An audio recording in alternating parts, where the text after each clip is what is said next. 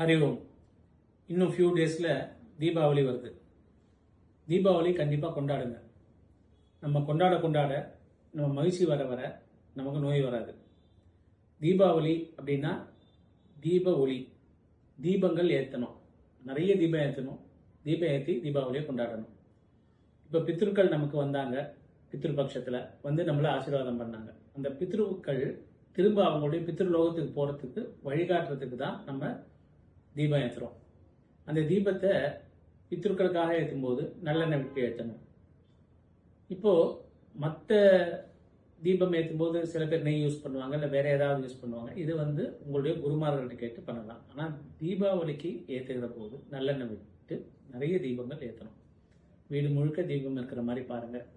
உங்களால் எவ்வளோ தீபம் ஏற்ற முடியுதோ ஏற்றுங்க, அது நல்லாயிருக்கும். இப்போ இதை தவிர தீபாவளிக்கு நம்ம என்ன பண்ணுறோம்? கொண்டாடி பட்டாசுலாம் வெடிக்கிறோம், நிறைய மத்தாப்புகள் கொளுத்துறோம். இந்த மத்தாப்புக்கெல்லாம் கொளுத்தும் போது அந்த ஃபியூம்ஸ் வரும்போது குழந்தைங்களுக்கு ஒரு காஃப் வரலாம், வீசிங் வரலாம். கொஞ்சம் தள்ளி இருக்கிற மாதிரி நீங்கள் பார்த்துக்கோங்க, அது உங்களுக்கே தெரியும். இந்த ஒரு 2-3 நாளில் நம்ம சாப்பிடக்கூடிய ஸ்வீட் எல்லாமே ஜீரணமாக இருக்குது. கொஞ்சம் ஜீரகத்தை வெந்நீரில் போட்டு குடிங்க, இது உடம்புக்கு நல்லது, குழந்தைங்களுக்கும் கொடுங்க.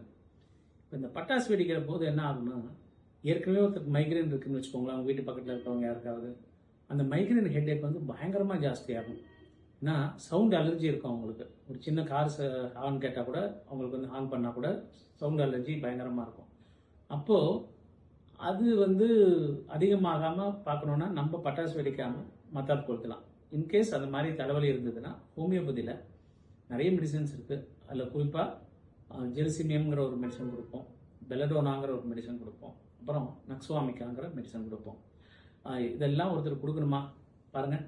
நம்ம பட்டாசு வெடிக்காமல், பட்டாசு சத்தம் இல்லாமல் வெடிச்சுட்டு நிறைய மத்தாப்புகள் கொளுத்தி நல்லா கொண்டாடலாம். நிறைய தீபம் ஏற்றி கொண்டாடுவோம். தீபமங்கல ஜோதி நமோ நம. எல்லாருக்கும் என்னுடைய தீபாவளி வாழ்த்துக்கள்.